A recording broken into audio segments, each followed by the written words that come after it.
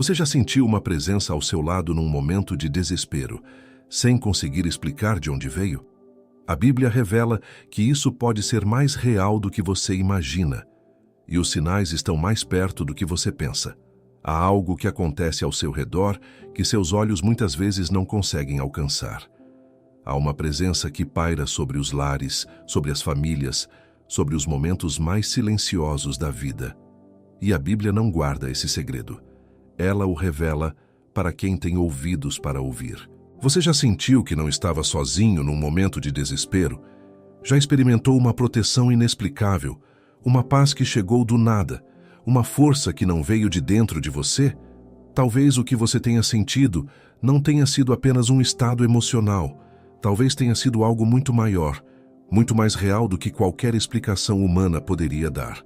Charles Spurgeon, o príncipe dos pregadores, disse certa vez que os anjos não são personagens de contos de fadas, mas servos vivos do Deus vivo, tão reais quanto o chão que pisamos. E ele tinha razão, porque a palavra de Deus não nos fala dos anjos como figuras decorativas de uma teologia distante. Ela nos fala deles como seres ativos, presentes, enviados por Deus com propósito e missão. O Salmo 91, versículo 11, declara com uma clareza que atravessa séculos: porque aos seus anjos dará ordens a teu respeito, para que te guardem em todos os teus caminhos, não em alguns caminhos, não nos caminhos que parecem importantes, em todos os caminhos. Isso inclui a sua manhã de hoje, inclui a sua noite de ontem, inclui os momentos em que você pensou estar completamente abandonado. Spurgeon pregou que muitos cristãos vivem como órfãos espirituais, sem memória das riquezas que Deus lhes concedeu.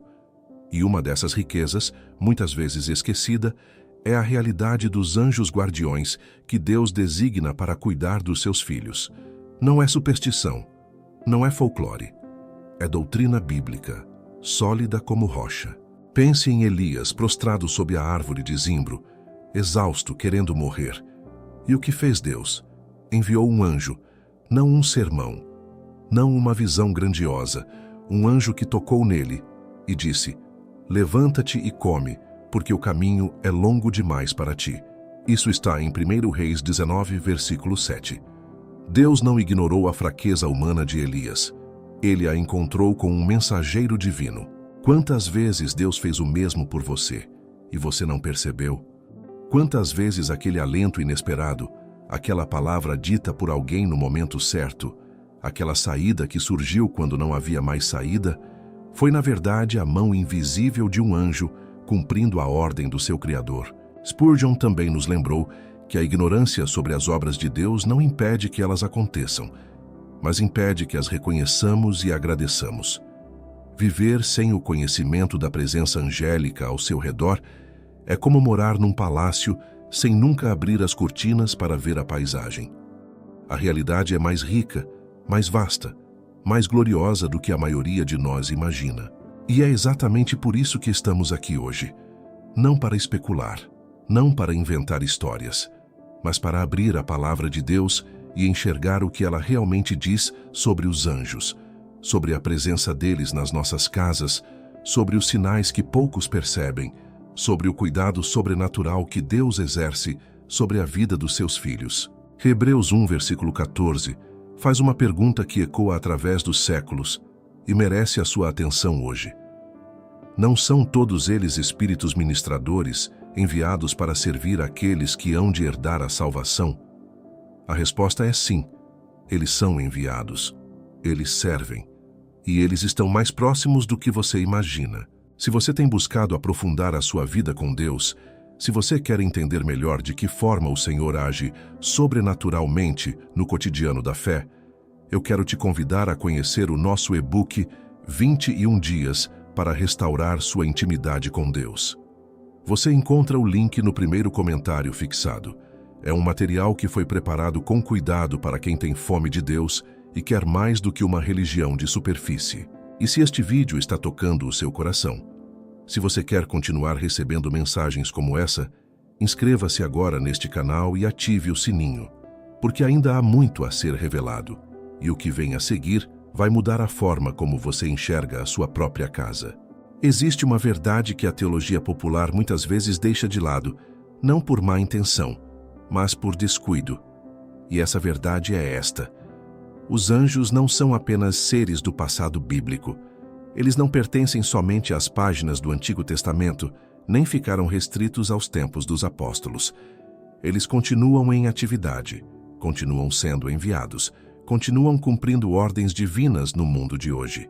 A Bíblia não fala dos anjos como relíquias de uma era que passou.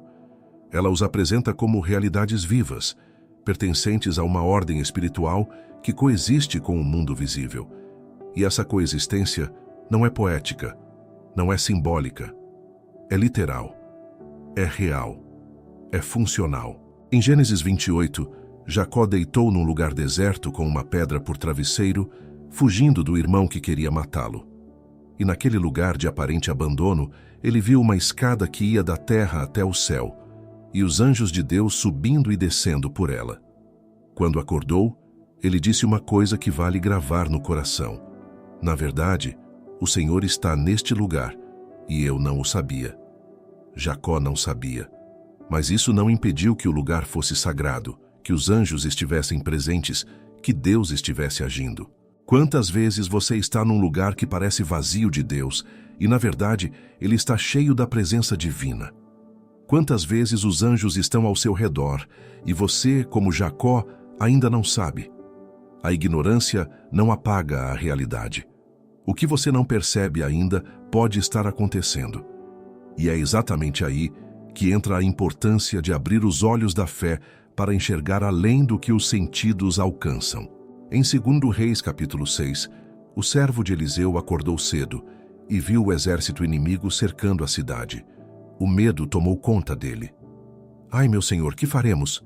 Ele gritou desesperado, e Eliseu respondeu com uma calma que só pode vir da revelação: "Não temas, porque os que estão conosco são mais do que os que estão com eles." Então Eliseu orou, e os olhos do servo foram abertos, e ele viu: o monte estava cheio de cavalos e carros de fogo ao redor de Eliseu. O servo não estava cego porque tinha alguma deficiência. Ele estava cego porque seus olhos naturais só enxergavam a dimensão natural. Quando Deus abriu sua visão espiritual, ele viu o que sempre esteve ali: a proteção sobrenatural que cercava o servo de Deus. E esta é uma das verdades mais profundas que precisamos internalizar. A proteção angélica não começa quando você a percebe. Ela começa quando Deus a ordena. E Ele a ordena muito antes de você sequer pedir.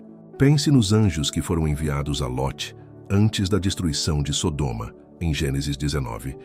Eles chegaram à cidade, foram recebidos na casa de Lot.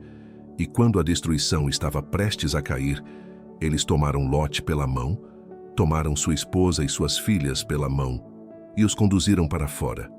A Escritura diz que eles os tiraram e os colocaram fora da cidade. Havia uma urgência, havia um propósito, havia uma missão clara. Isso não foi uma visão.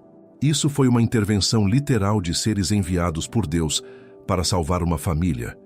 E se Deus fez isso por Lot, o que o faz pensar que Ele não pode fazer o mesmo por você? O Deus que não muda, cujos recursos não se esgotam, cuja misericórdia se renova a cada manhã. Esse mesmo Deus ainda envia seus anjos aos que lhe pertencem. Daniel, lançado na cova dos leões, sobreviveu.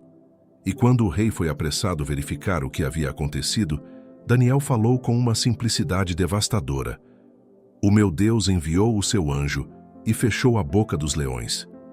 Um anjo, uma ordem, uma proteção que desafiou toda a lógica humana. Você pode estar passando pela sua própria cova dos leões agora mesmo. Uma situação que parece impossível de sobreviver. Um problema que parece grande demais para ter solução. E a palavra de Deus não te diz para ignorar a realidade do perigo. Ela te diz para reconhecer a realidade maior, que o Deus que fechou a boca dos leões para Daniel ainda reina, ainda envia, ainda protege. Os anjos não atuam por acaso. Eles atuam dentro de uma ordem soberana estabelecida por Deus. E essa ordem inclui você, inclui a sua família, inclui a sua casa.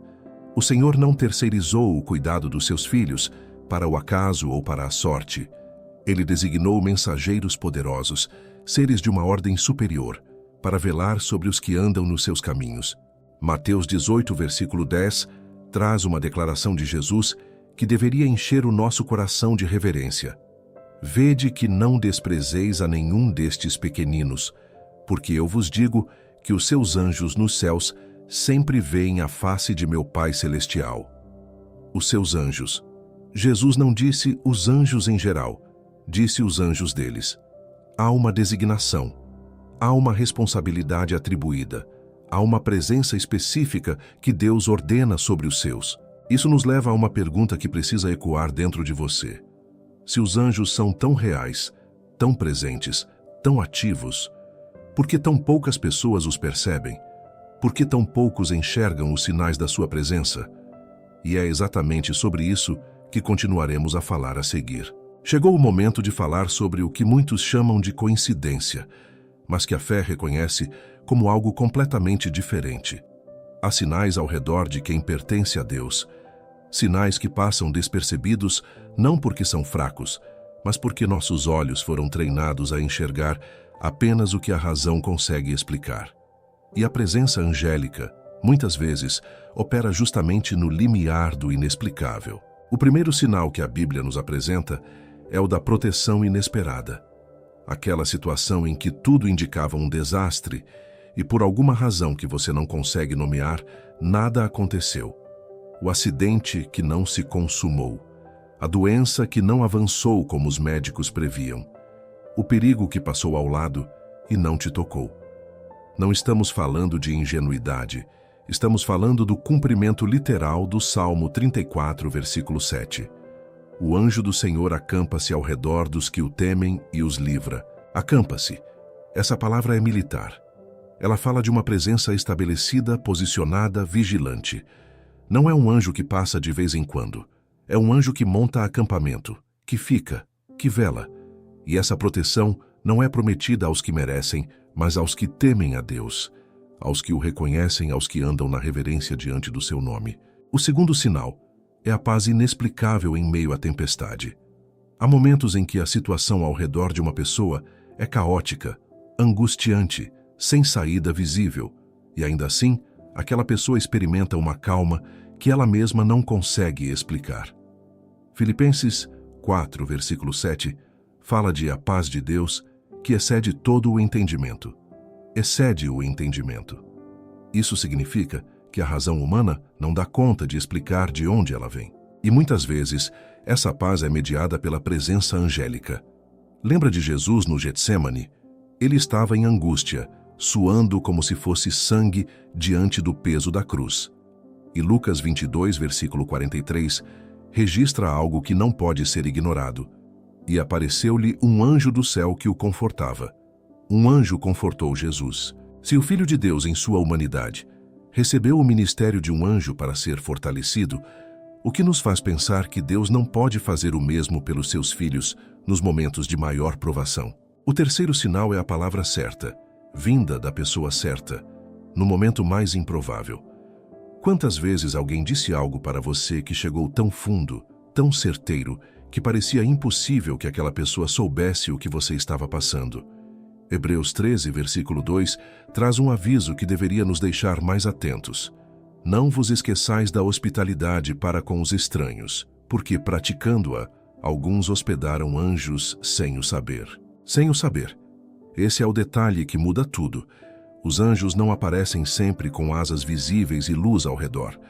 Às vezes, eles aparecem com o rosto de um desconhecido, com a voz de alguém que você cruzou numa fila, num corredor de hospital, numa tarde comum que não tinha nada de comum. E a mensagem que eles trazem é sempre direcionada, sempre precisa, sempre chega no momento em que você mais precisa ouvir. O quarto sinal é a intervenção que muda o rumo de uma situação de forma abrupta e inexplicável.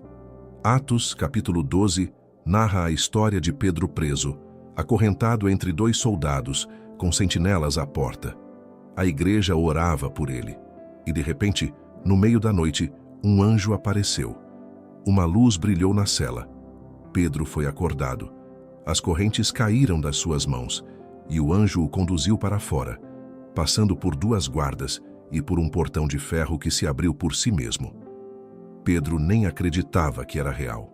Pensou que estava tendo uma visão, e quando o anjo se foi, ele olhou ao redor e disse: "Agora sei verdadeiramente que o Senhor enviou o seu anjo." Há situações na sua vida que só se explicam assim. Portas que se abriram sem que ninguém as empurrasse. Saídas que surgiram onde não havia saída. Livramento que veio de uma forma que nenhum planejamento humano poderia ter produzido.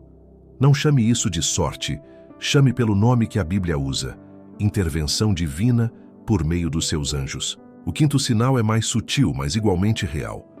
O sonho ou a visão que traz direção, aviso ou conforto.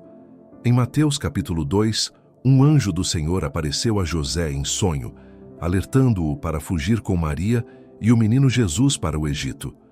Esse aviso salvou a vida do Salvador. José não ignorou o sonho. Ele agiu sobre ele.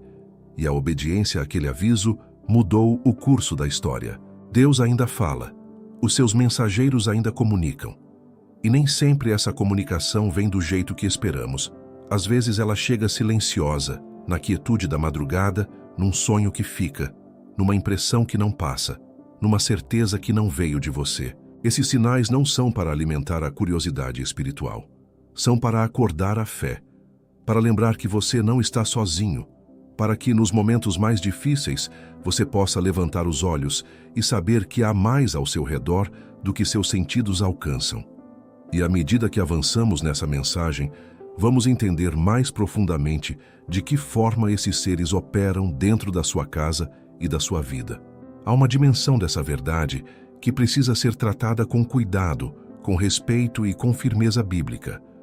Porque quando falamos de anjos, existe um erro que muitos cometem, e esse erro pode custar caro à vida espiritual de uma pessoa. O erro é este: confundir a presença angélica com algo que deve ser buscado, invocado ou adorado. A Bíblia é clara, e precisamos ser igualmente claros. Os anjos não são nossos intermediários, eles não são objetos de oração, eles não recebem culto. Em Apocalipse 22, versículos 8 e 9, o apóstolo João, ao ver o anjo que lhe mostrava todas aquelas revelações gloriosas, prostrou-se para adorá-lo. E o anjo o impediu imediatamente. "Não faças isso, eu sou conservo teu e de teus irmãos. Adora a Deus. Adora a Deus.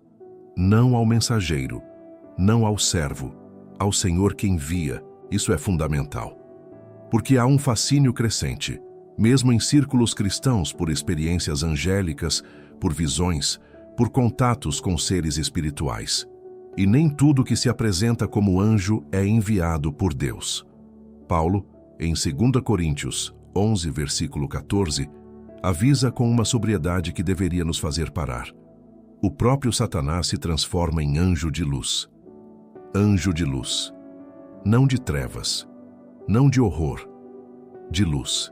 O engano espiritual raramente chega com cara de monstruosidade. Ele chega com aparência de revelação, de beleza, de experiência sobrenatural que parece boa. E é por isso que o critério para discernir a presença genuína dos anjos de Deus nunca é a intensidade da experiência, mas a conformidade com a palavra. Os anjos de Deus sempre apontam para Cristo, sempre confirmam a Escritura, sempre produzem reverência a Deus, não dependência de si mesmos, sempre conduzem à obediência, não à exaltação pessoal. Esse é o filtro, esse é o teste, e quem vive enraizado na palavra tem discernimento para reconhecer o genuíno e rejeitar o falso. Dito isso, voltemos ao que é real, sólido e bíblico. A forma como os anjos operam dentro do ambiente doméstico, dentro da casa, dentro da família que pertence a Deus. A casa onde a palavra de Deus é honrada, onde a oração é praticada, onde o nome do Senhor é invocado com sinceridade. Essa casa está sob uma cobertura espiritual que vai além do que qualquer trancar de porta pode oferecer. Não estamos falando de magia, estamos falando de aliança. Deus cuida dos seus, e os seus anjos são instrumentos desse cuidado. Josué 5 traz um episódio perturbador e glorioso ao mesmo tempo. Josué estava diante de Jericó, preparando-se para a batalha mais improvável da história militar. E um homem apareceu diante dele com uma espada desembainhada na mão. Josué, corajoso como era, foi até ele e perguntou: És dos nossos ou dos nossos adversários? E o ser respondeu: Não, sou o príncipe do exército do Senhor.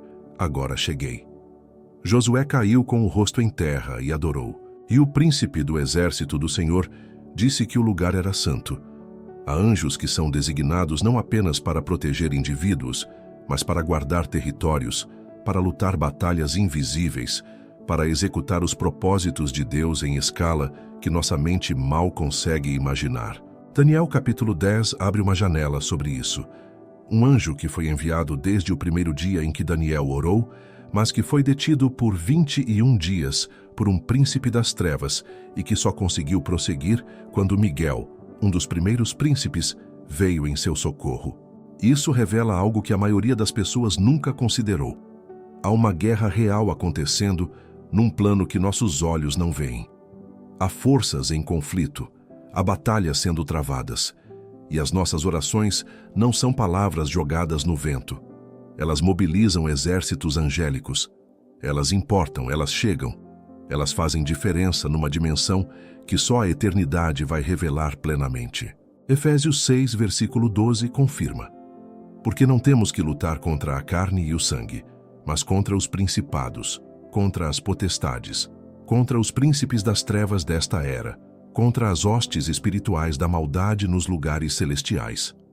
A batalha é real, o inimigo é real, mas os exércitos de Deus também são reais e são incomparavelmente maiores. E dentro da sua casa, dentro da sua família, dentro do seu lar, essa batalha tem um campo específico. As decisões que você toma, a palavra que você lê ou deixa de ler, a oração que você faz ou deixa de fazer, tudo isso tem peso espiritual. Tudo isso abre ou fecha portas numa dimensão que vai além do visível. A casa que ora é uma casa guardada.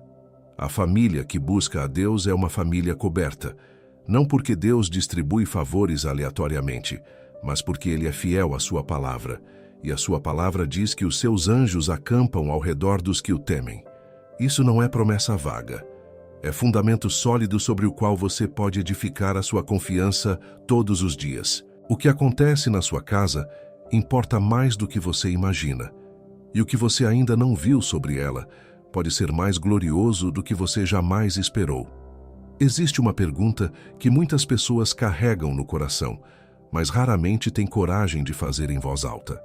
É uma pergunta honesta, nascida de uma fé que já passou por momentos difíceis, por noites longas, por situações em que a proteção prometida parecia distante. A pergunta é esta: se os anjos estão ao meu redor, por que tantas coisas ruins ainda acontecem na minha vida? É uma pergunta legítima e merece uma resposta igualmente legítima, sem evasivas, sem respostas fáceis que soam bonitas, mas não sustentam o peso da dor real. A presença angélica não é uma garantia de ausência de sofrimento. Ela é uma garantia de presença divina dentro do sofrimento. Há uma diferença enorme entre essas duas coisas. E confundir uma com a outra gera uma expectativa que a Bíblia nunca prometeu, e que, quando não se cumpre, abala a fé de forma desnecessária. Pense em Estevão, o primeiro mártir cristão narrado em Atos capítulo 7. Enquanto era apedrejado, ele olhou para o céu e viu a glória de Deus e Jesus em pé à direita do Pai. O céu se abriu para ele. A presença divina estava ali, inegável, gloriosa. Mas os pedregulhos não pararam. Ele morreu. E a Bíblia não trata isso como uma falha da providência divina. Trata como a entrada de um servo fiel na eternidade, com os olhos fixos no Senhor. A proteção angélica, em sua forma mais profunda, não é sempre a proteção do corpo. É a proteção da alma. É a garantia de que nenhuma circunstância desta terra tem poder de separar o Filho de Deus do amor do Pai. Romanos 8, versículo 38, declara com uma firmeza que deveria silenciar todo o medo: Porque estou certo de que nem a morte, nem a vida, nem os anjos, nem os principados, nem as potestades, nem o presente, nem o futuro, nem o alto, nem o baixo, nem qualquer outra criatura nos poderá separar do amor de Deus, nem a morte. Essa é a proteção definitiva. Não a ausência de dor, mas a impossibilidade de perda eterna. E dentro dessa compreensão, a presença angélica ganha uma dimensão ainda mais rica. Porque os anjos não apenas protegem, eles confortam, eles fortalecem, eles ministram. Como fizeram com Jesus no deserto depois de 40 dias de jejum e tentação. Mateus 4, versículo 11 diz simplesmente: Então o diabo o deixou, e eis que os anjos chegaram e o serviam. Serviam, ministravam, cuidavam. Há momentos em que você não precisa de uma explicação. Você precisa de força para continuar. E Deus sabe disso. E Ele envia os seus para te ministrar exatamente no ponto em que você está prestes a desistir. Não depois que você superou. No meio. Quando ainda dói. Quando ainda está escuro. Quando você ainda não sabe como vai terminar. Há outro aspecto que precisa ser dito com igual clareza. Os anjos também são instrumentos de justiça divina. Eles não são apenas seres de conforto e proteção. Em Êxodo 12, o anjo do Senhor passou pelo Egito e executou o julgamento de Deus sobre os primogênitos. Em 2 Samuel 24, um anjo foi o instrumento da disciplina divina sobre Israel. Em Atos 12, versículo 23, um anjo feriu Herodes porque ele não deu a glória a Deus. Isso nos lembra de algo que a religiosidade superficial tende a esquecer. Deus é santo, e os seus mensageiros servem à sua santidade. Os anjos não estão a serviço do nosso conforto pessoal ou das nossas preferências. Eles estão a serviço dos propósitos soberanos de um Deus que é ao mesmo tempo infinitamente misericordioso e infinitamente justo. E é exatamente essa compreensão que transforma a forma como nos relacionamos com essa verdade. Não buscamos os anjos, buscamos a Deus. Não dependemos dos sinais da presença angélica para saber se estamos cobertos. Dependemos da palavra que promete essa cobertura e vivemos de uma forma que honra o Deus que os envia, em oração, em reverência, em obediência, em fé ativa que age sobre o que crê. O Salmo 103, versículo 20, nos dá uma visão magnífica dos anjos. Bendizei ao Senhor, vós os seus anjos, que sois poderosos em força, que executais as suas ordens, obedecendo a voz da sua palavra. Eles executam, eles obedecem. Eles são poderosos. E eles estão a serviço do Deus que você adora. Isso deveria encher o seu coração de uma confiança que não depende das circunstâncias. Uma confiança que está ancorada não no que você vê, mas em quem você conhece. A sua casa pode estar passando pelo momento mais difícil da sua história. Mas se o Senhor é o seu Deus, você não está sozinho nessa casa. Nunca esteve e nunca estará. Você não está sozinho.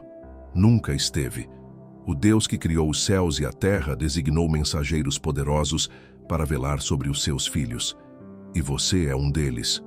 Os anjos são reais, a proteção é real, e o cuidado de Deus sobre a sua casa é mais profundo do que qualquer palavra humana consegue descrever. Se esta mensagem tocou o seu coração, deixe o seu like. Escreva nos comentários o que Deus falou com você hoje e inscreva-se neste canal para continuar crescendo na fé. E se você quer aprofundar a sua intimidade com Deus, conheça o nosso e-book 21 dias para restaurar sua intimidade com Deus. O link está no primeiro comentário fixado.